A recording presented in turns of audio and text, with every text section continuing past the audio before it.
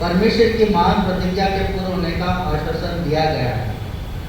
और आखिरी में ऐसा लाइन में जो लिखा है कि दूसरे भाग में पाठों जैसा जीवने का आग्रह करता है कि मसीह में उनकी एकता उनके सामूहिक जीवन की सच्चाई बन जाए। पौलुस इसलिए लिख रहा है कि मसीह की एकता, मसीह का जो प्रेम और जो कुर्बानी वो हमारे में क्या हो जाए, हम एक दूसरे में मिल जाए, हम एक दूसरे के साथ जुड़ जाए। क्योंकि कलीसिया को क्या कहा गया, मसीह की देह। कलीसिया कौन है? यीशु मसीह की देह। तो जिस प्रकार के वचन पढ़ा था, पौलुस की ये निवेदन है, वो बंदी जगह में है, जेल में बंद है।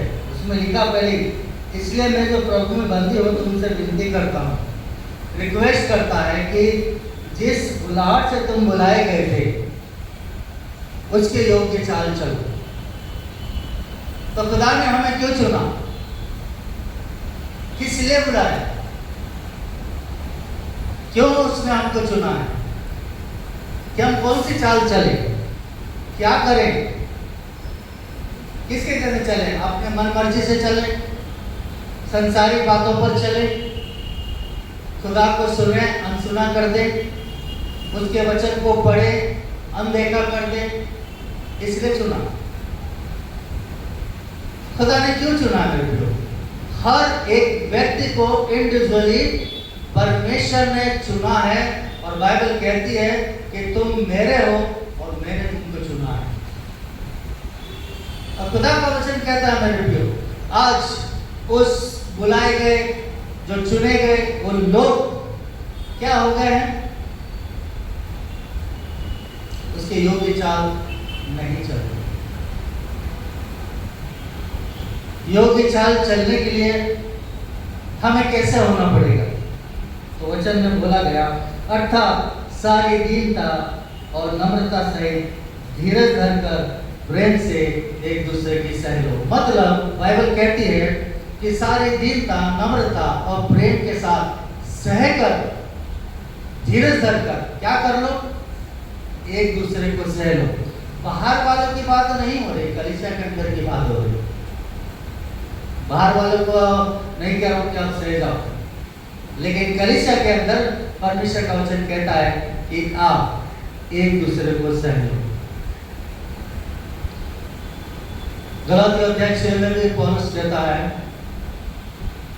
कि यदि कोई मनुष्य किसी अपराध में पकड़ा भी जाए तो तुम जो आत्मिक हो, नम्रता से ऐसे व्यक्ति को संभालो, अपनी भी चौकसी करो कि तुम भी परीक्षा में ना पड़ो।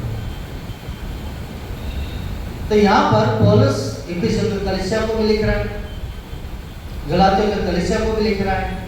इसका मतलब कमी है, इसका मतलब कलीसिया के अंदर वो बातें नहीं है जो वो देखना चाहता है, वो बातें नहीं है जो परमेश्वर चाहता है, अलग ही कुछ चल रहा है। उसके जिम्मेदार कौन है? लोग बोलेंगे शैतान ने माइंड खराब किया। हमें बहुत आसानी सा एक बहाना मिलता है कि हम शैतान ने हमें खराब किया या शैतान ने उनके मन में डाला। जैसा परमेश्वर ने जब पूछा उसको, आदम को, कि तूने फल क्यों खाया, बोला मैंने करो, तूने जो दिया ना, जो स्त्री दी उसने मुझे खिलाया। मतलब एक दूसरे में डालना, एक दूसरे के बारे में बोलना।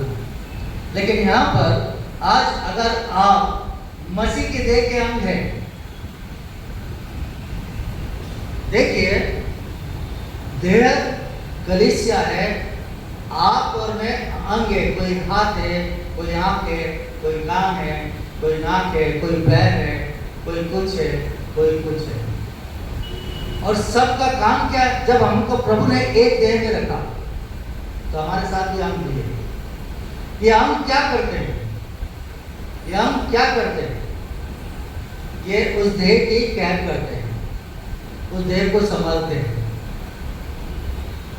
हाथ में अगर लग जाए तो ऐसा नहीं कि किसी को परवाह नहीं, आँख को भी परवाह नहीं और पैर को भी परवाह, किसी को परवाह नहीं। जब एक हाथ में चोट लग जाए तो सारी देह के अंग उसकी तरफ आकर्षित होते हैं। हालेलुया। सारी देह जितने भी अंग है वे सब उसकी ओर आकर्षित। भाई हाथ को लग गया या पैर को लग गया या कहीं और कुछ भी हो गया, सब फिक्र करने लग जाते हैं। और यही तो यीशु मसीह चाहते हैं कि हम क्या करें, हम ऐसे अंग बने कलीसिया के अंदर कि हम एक दूसरे की फिक्र करें। ये जिम्मेदारी कोई मनुष्य ने नहीं दी, ये जिम्मेदारी परमेश्वर ने दी है, खुदा ने दी है। और खुदा ने हमें बुलाया क्यों है? क्यों बुलाया है? इसलिए बुलाया है कि हम योग्य चाल चले, नम्रता, दीनता और प्रेम और सहन शक्ति हमारे अंदर होनी चाहिए। क्योंकि यीशु मसीह ने भी कहा मत्ती 11:29 के अंदर कि मुझसे सीखो कि मैं नम्र और मन में दीन हूँ। हालेलुया। यीशु मसीह क्या है? नम्र है, हम्बल है, दीन है। वो कौन है? वो सर्वशक्तिमान परमेश्वर है। उसने अपने उस पद को छोड़ दिया। किसके लिए? किसके लिए नम्र बना? किसके लिए दीन बना? आपके और मेरे लिए। और हमारे अंदर वो बात देखना वो चाहता है और कहता है मुझसे सीखो कि मैं नम्र और मन में दीन हूं। हालेलुया। क्या आज हम उस बात को, उस वचन को, यीशु की आज्ञा को सुनते हैं? क्योंकि हम इस देह के, इस कलीसिया, जो कलीसिया उसके आगे, अगर आप देखते हैं चाहे वो मेथोडिस्ट मैन हो, चाहे वो ले एक्टिविटी हो, चाहे वो WCS हो, चाहे यूथ हो, चाहे संडे स्कूल हो, हर अंग किसके लिए है? खुद के लिए, परमेश्वर के लिए, उसके देह को बढ़ाने के लिए। और मेरे प्रियो, आज अगर हम परमेश्वर के वचन को सुनते हैं तो वो प्रभु कहता है यदि आज तुम उसकी वाणी सुनो तो अपने मन को कठोर मत करो। क्योंकि अगर हम कठोर रहेंगे परमेश्वर का वचन हमारे अंदर आने नहीं पाएगा। और खुदा का वचन मेरे प्रिय कहता है कि जिस प्रकार उसने बोला कि हम सब कौन है कि मेल के बंधन में आत्मा की एकता रखने का यत्न करो। मेल मिलाप की सेवा परमेश्वर ने दी है। आत्मा की एकता में क्या करो कि मेल मिलाप से, और एक ही जो देह है और एक ही आत्मा है, जैसा जो बुलाए गए थे अपने बुलाए जाने से एक ही आशा है। वो एक आशा कौन है? वो एक आशा यीशु मसीह है। सभी जितने यहाँ पर बैठे हैं हम सब के लिए होप और उम्मीद और आशा कौन है? यीशु मसीह है। कि आपका ईश्वर का कोई और ऐसा है? ऐसा ही क्या? सबका, सभी का एक ही आत्मा के द्वारा मेल का बंधन में, मेल का बंधन, ये बंधन जो परमेश्वर मेल मिलाप में, प्यार में, क्षमा में हमें बांधना चाहता है। अगर हम बन गए मेरे प्रियो तो किसकी देह उन्नति पाएगी? मसीह की देह उन्नति पाएगी, मसीह की देह बढ़ेगी, उसकी कलीसिया बढ़ेगी। और आज अगर हम देखते हैं कि जब पास्टर ने बोला कि मैं नहीं हूं तो लोग भी बोलते हैं हम भी नहीं, हम भी नहीं। और वो दिखाई पड़ता है बेंचों के ऊपर। आज कहां गई मसीह की देह की एकता? जिम्मेदारी है आपकी और मेरी, इंडिविजुअली, व्यक्तिगत तौर पर परमेश्वर ने जिम्मेदारियां दी है। अगर हम जिम्मेदारी निभाएंगे, ईमानदार रहेंगे, तो वो हमारे साथ ईमानदार रहेगा। हालेलुया। मेरे प्रिय, खुदा का वचन हमसे कहता है कि एक ही प्रभु है। हम सबका कौन प्रभु है? एक ही प्रभु है। एक ही विश्वास है। किस पर है हमारा विश्वास? यीशु मसीह पर। और क्या लिखा? एक ही बपतिस्मा है। बपतिस्मा क्या बताता है? हम सबका बपतिस्म हुआ ना? बपतिस्म हुआ ना? हम सब ने क्या गवाही दी बपतिस्म की? क्या गवाही दी? हाँ, क्या गवाही दी हमने बपतिस्म की? हम सब बपतिस्मा पाए हुए लोग हैं कि नहीं? है ना? हमने क्या गवाही दी?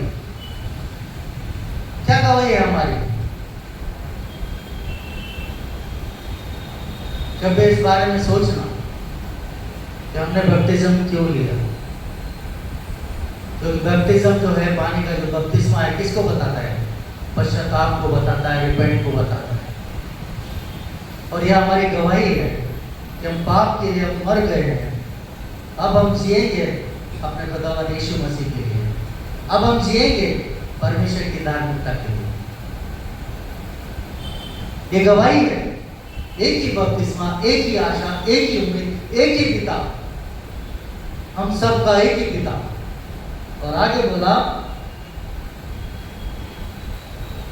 परमेश्वर पिता है जो हम सब के ऊपर, सबके मध्य में और सब में है। हालेलुया। परमेश्वर पिता हम सबके ऊपर, सबके मध्य में और हमारे अंदर है क्या? क्योंकि मैं नहीं बोलता, प्रभु का वचन बोलता है।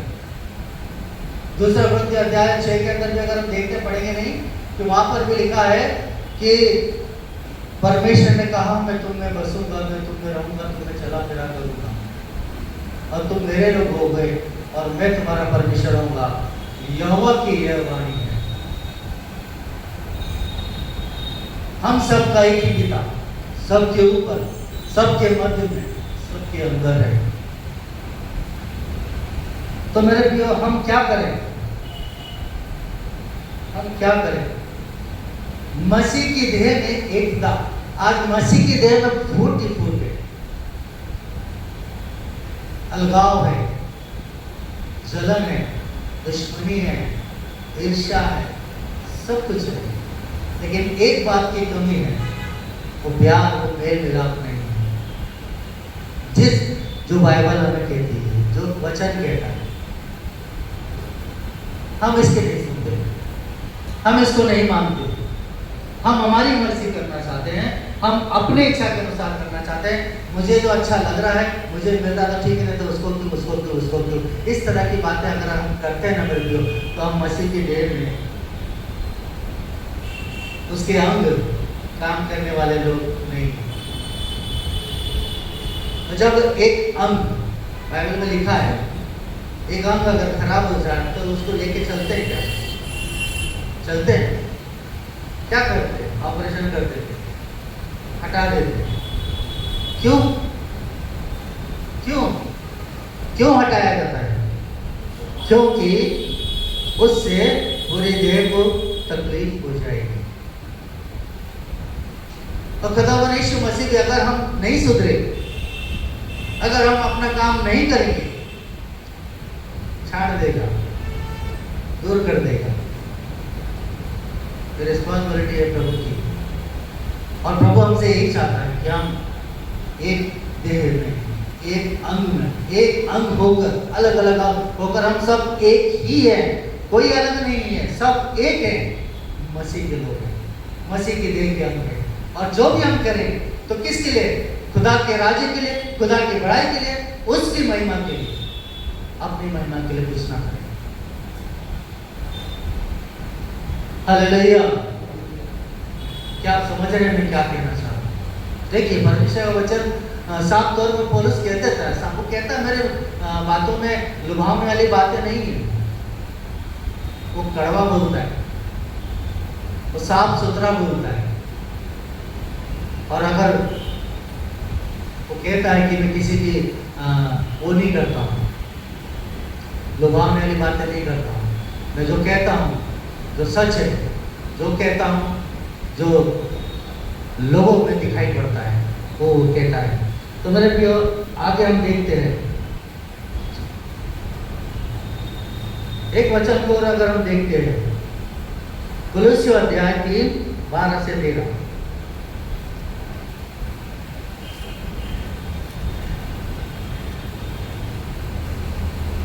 ज़्यादा समय नहीं है, 12 बजे तक खत्म करना है, 5-10 मिनट और बोल के बंद करना। तुलसी अध्याय 3, 12 से 13 जरा पढ़े।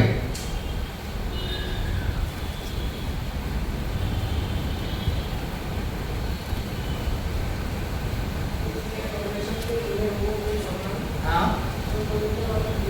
पवित्र और प्रिय हैं, बड़ी करुणा भलाई और दीनता के साथ नम्रता सहनशीलता धारण करो। कारण भी है अगर एक दूसरे की सह लो। यस,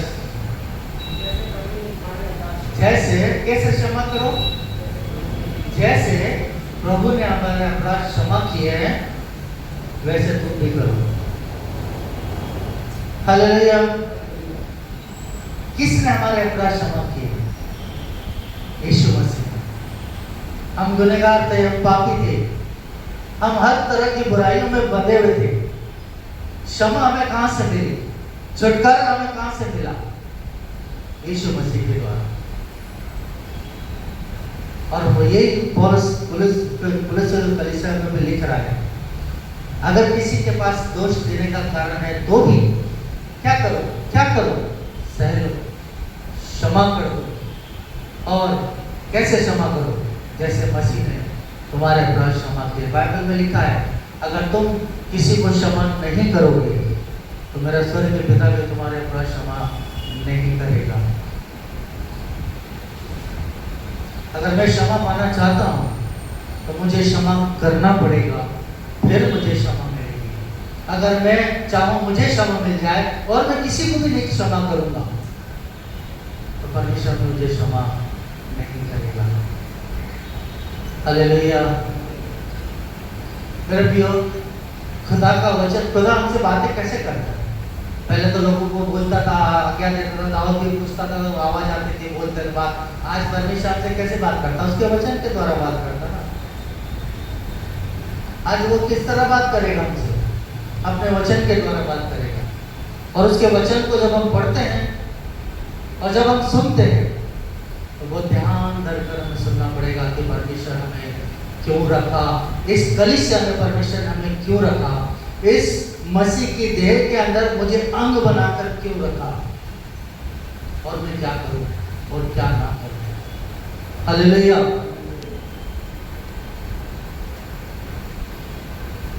जैसे यीशु मसीह ने भी सेवकाई को बांट दिया, आगे लिखा, इसलिए वो कहता ऊंचे पर चढ़ा और बंदियों को बांध ले गया, मनुष्य को दान दिए। और उसके चढ़ने से क्या पाया जाता है? केवल यह कि वो पृथ्वी की निचली जगहों में भी उतरा था, और जो उतर गया यह वही है जो सारे आकाश के ऊपर भी चढ़ गया कि सब कुछ परिपूर्ण करे।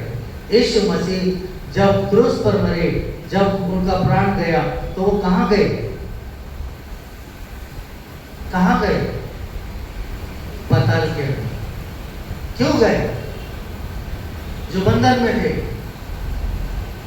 जो बंदी आत्माएं थी, जिनको उद्धार का शुभ संदेश नहीं मिला था, उनको छुड़ाने के लिए, उनको बांधने, उनको लेने के लिए, और उस स्वर्ग के ऊपर लेकर उनको गया। और आज हम बंधन में थे, आज हम पाप में थे, प्रभु ने हमको भी छुड़ा दिया। छुड़ाया कि नहीं छुड़ाया? इस बात को आप बताइए। छुड़ाया कि नहीं छुड़ाया? छुड़ाया। आमीन।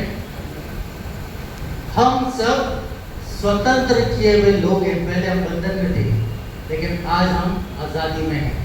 यीशु ने हमें आजादी दी है, और यीशु मसीह ने 5-fold मिनिस्ट्री बांटी है, 5 तरह की सेवकाई को बांट दिया।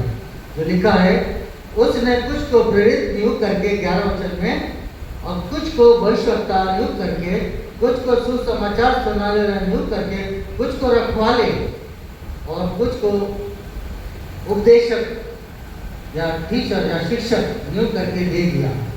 रखवाले कौन है? पास्टर लोग। प्रेरित लोग कौन है? यीशु के चुने हुए लोग। सुसमाचार सुनाने वाले कौन है? एवेंजलिस्ट कौन है? जो उसमें काम करते हैं। ये 5 तरह की सेवकाई यीशु ने बांटी थी। क्यों बांटी? क्यों बांटी? भाई तुम काम करो, मैं आराम करूंगा, ऐसा क्यों बांटी? क्यों बांट दी? 12 वचन को पढ़े तो पता चलेगा। मैं भी पढ़ सकता हूँ, लेकिन आप पढ़िए जोर से। जिससे पवित्र लोग सिद्ध हो जाएं और सेवा के काम किया जाए। क्यों बांटी यीशु मसीह ने सेवा? कि पवित्र लोग सिद्ध हो जाएं और सेवा का काम किया जाए। तो यहाँ पर प्रभु ने हमें साफ तौर से बता दिया है, वचन में बता दिया गया है कि हमें चुना कि हम सिद्ध बने और यीशु की सेवा का काम किया जाए। ये सेवा हम किसकी करते हैं? हम सब किसके लिए सेवा करते हैं? यीशु मसीह के। किसके लिए? यीशु मसीह। और जब हम यीशु की सेवा करते हैं ना मेरे को, तो उसके लोगों के अंदर क्या होना चाहिए? जो मसीह है, जैसा मसीह स्वभाव है वैसा होना चाहिए। फिलिपियों 2:5 में लिखा, जैसा मसीह जी का स्वभाव था वैसा तुम्हारा भी स्वभाव हो। कोई ऑप्शन नहीं है, कोई दूसरा रास्ता नहीं है। यीशु की सेवा करना है, यीशु के जैसा बनना पड़ेगा, यीशु के जैसे रहना पड़ेगा, यीशु की इच्छा को पूरा करना पड़ेगा। यीशु ने बांटा है कि आप पवित्र लोग हैं, हम पवित्र हैं। अगर पवित्र हैं तो कोई हमें खराब नहीं कर सकता, कोई हमें बिगाड़ नहीं सकता, शैतान भी हमारे जीवन में आ नहीं सकता, क्योंकि परमेश्वर ने हमें पहले से कह दिया, तुम जो पवित्र लोग हो।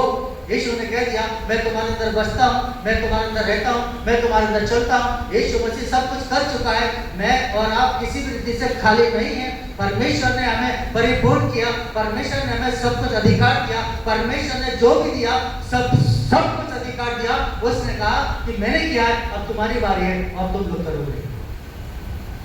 हालेलुया। यीशु ने कहा, अब आपकी और मेरी बारी है। अगर हम नहीं करेंगे तो कहेगा, हे आलसी और निकम्मे दास, मेरे सामने से नरक की आग में चला जा। जो शैतान उसके दूतों के लिए डरेगा, वहां चले जा। हे आलसी और निकम्मे दास। किस कैटेगरी में हम खड़े होना चाहते हैं? किस जगह में हम अपनी जगह को ढूंढते हैं? आलसी में या हे अच्छे और विश्वास योग्य मेरे दास, मेरे सेवक, तू थोड़े में भी विश्वास योग्य रहा, मैं तुझे बहुत चीजों का अधिकारी बनाऊंगा।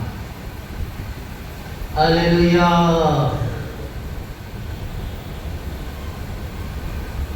क्या आप लोग खुश हैं मेरे लिए? अगर खुश है तो मुस्कुराएंगे ना, गुस्सा करके क्यों बैठे?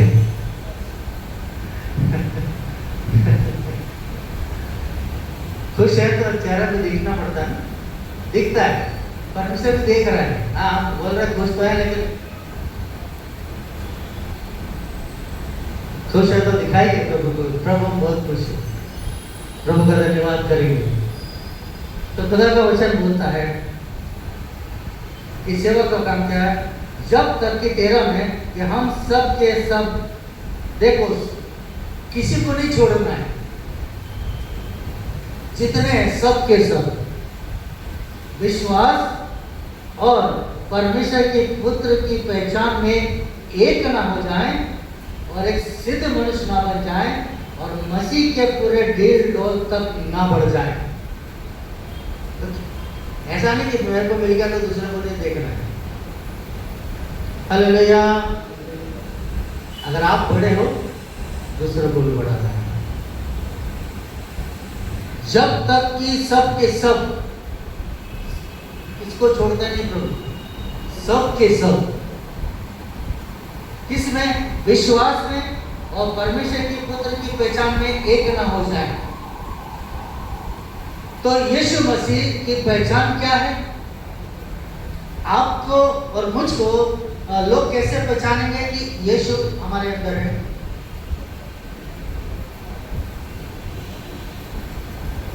कैसे पहचानेंगे?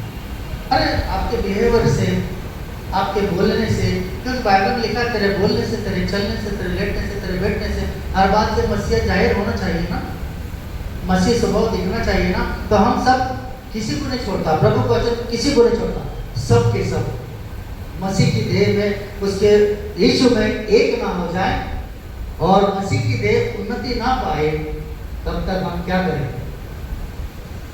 उसके पूरे डिटेल तक ना बढ़ जाए। अगर हम बढ़ते नहीं, हम बढ़ते हैं, जैसे बच्चे को सब कुछ दिया जाता है, जब बच्चा होता है उसको हर चीज़ दी है, क्या दी जाती है? सरलेट देते हैं, कहीं दूध देते हैं, कहीं कुछ ना कुछ बताते हैं। क्यों देते हैं? कि वो बढ़े, उसका शरीर ग्रो हो। आज परमेश्वर के वचन को अगर हम पढ़ते हैं और हम लेते हैं तो हमारे जीवन को क्या करता है? वो हमारे आत्मिक जीवन को क्या करता है? बढ़ाता है। बढ़ाता है कि नहीं? अगर हमारे अंदर वो आत्मिक जीवन को नहीं बढ़ाता तो कमी किसमें? प्रभु के वचन में नहीं, कमी मेरे में। अगर मैं नहीं बढ़ रहा हूं तो कमी मेरे में। तो परमेश्वर हमें बढ़ाना चाहता है, हमें अब नॉर्मल नहीं रहना। डॉक्टर के पास जाके नहीं बोलना, डॉक्टर साहब इसे सब खिलाते हैं, सब खिलाते हैं, लेकिन ये बढ़ता नहीं, ये ग्रो नहीं होता। जैसा है वैसे ही, जैसे हम हैं वैसे ही चलेगा, चलेगा। हम जैसे हैं वैसे ही रहेंगे, हम नहीं चेंज होंगे, हम नहीं बढ़ेंगे, हम वहीं रहेंगे। क्या परमेश्वर खुश होगा? उसने सब कुछ दिया, हर बात का उत्तर, हर बात का जवाब इसके। जब इसको हम लेते हैं, जब इसमें हम पढ़ते हैं, हमारे अंदर वो बातें आती हैं, हमारे को भीतर से चेंज करता है, अंदर से बदलता है। और अगर हम नहीं पढ़ते, नहीं बदलते, तो प्रभु हमसे कुछ नहीं होगा। इसलिए आगे वो बोलता है 17 में, इसलिए मैं कहता हूँ और आग्रह करता हूँ कि अन्य जाति लोग अपने मन की अनंत रीति पर चलते हैं, आप अन्य जाति नहीं हो। कंपैरिजन भी करा, बताया भी कि अन्य लोग मसीह की, अन्य लोग क्या करते हैं? मन की अनंत रीति पर चलते हैं। क्यों चलते हैं? क्योंकि उनकी बुद्धि अंधेरी हो गई है और अज्ञानता के कारण जो उनमें है और उनके मन की कठोरता के कारण वे परमेश्वर के जीवन से अलग किए हुए लोग हैं। हालेलुया। ऐसे लोग जो मन की इच्छा पर चलते हैं, वो जिनकी बुद्धि अंधेरी है, जिन्हें प्रकाश नहीं, जो आज भी अंधकार में जी रहे हैं, ऐसे लोग क्या करते हैं? उनका मन कठोर है, वो परमेश्वर के जीवन से अलग किए गए लोग हैं। वे सुन्न होकर लुचपन में लग गए। आगे लिखा कि सब प्रकार गंदे काम से लिया करे। सुन करते ना किसी को, सुन तो क्या होता है? पता नहीं चलता। कोई इंजेक्शन दिया, सुन हो गया, वो एरिया में ऑपरेशन कर दो, काट दो, कुछ पता नहीं चलता, क्योंकि वो एरिया सुन हो गया। और हम अपने अज्ञानता में, अपने बुरे कामों में सुन हो गए, हमें पता ही नहीं चल रहा कि हम क्या कर रहे हैं। और आगे बोलता है कि तुमने मसीह की ऐसी शिक्षा नहीं पाई। किसी ने पाई ऐसी शिक्षा? हेलो, किसी ने पाई ऐसी शिक्षा? और तुमने सचमुच उसकी सुनी। हालेलुया। सचमुच उसकी सुनी और जैसा यीशु में सत्य सिखाई भी गई कि तुम पिछले चाल चलन के पुराने मनुष्य को जो बरमाल भ्रष्ट होता है उतार डालो और अपने मन के आत्मिक स्वभाव में नए बनते जाओ और नए मनुष्य को पहन लो जो परमेश्वर के अनुरूप सत्य के धार्मिकता पवित्रता में सिंचा गया। देखो, पुराने को छोड़ दो, पुराने से हट जाओ, नए में आ जाओ और धार्मिकता उस मनुष्यत्व को जो परमेश्वर के रूप में सृजा गया और बनाया गया। उत्पत्ति 1:26 में लिखा, आओ हम मनुष्य को अपने स्वरूप में बनाए। लिखा कि नहीं? आओ हम मनुष्य को अपने स्वरूप में बनाए। तो मेरे भाइयों, आज हम सोचे और समझे, समय हो चुका है कि परमेश्वर ने हमें बनाया। आओ हम मनुष्य को अपने स्वरूप में बनाए और जब हम उसके स्वरूप में रचे गए, बने गए, बनाए गए, तो हम उसके जैसे, उसी के समानता में एक मन होकर, अलग अलग हम भले ही हो सकते हैं, अलग अलग अंग हो सकते हैं, लेकिन हम सब कौन है? मसीह के देह के अंग। इस कलीसिया का हिस्सा है, और इस कलीसिया को बढ़ाने के लिए हर व्यक्ति अपनी अपनी जगह पर रहकर वो काम करे जिससे परमेश्वर प्रसन्न हो, परमेश्वर की देह बढ़े, कलीसिया बढ़े, उन्नति करे, ग्रो हो जाए। ये जगहें भरना चाहिए, ये जगहें पूरी भरना चाहिए, ये बेंचें पूरी भरना चाहिए, लोग आना चाहिए। आज कई जगहों में लोग गेट के बाहर खड़े होते हैं, आप देखोगे वहाँ पर माइंड चर्च में भी लोग किधर रहते हैं, वो बाहर खड़े होते हैं, अंदर तो रहते नहीं जगह, बाहर खड़े होते हैं। वहां पे प्रभु का काम हो रहा है। और अपने चर्चों में क्या हो रहा है? लेटने की भी जगह है, आराम से लेटने। कहाँ है आज हमारा विश्वास? कहाँ हमको सीखा, क्या हमने सीखा, प्रभु ने हमें क्या सीखा, आज हमें सोचने की जरूरत है। खुदावन हमें इन वस्तुओं में जाने के लिए और समझने के लिए उनकी आत्मा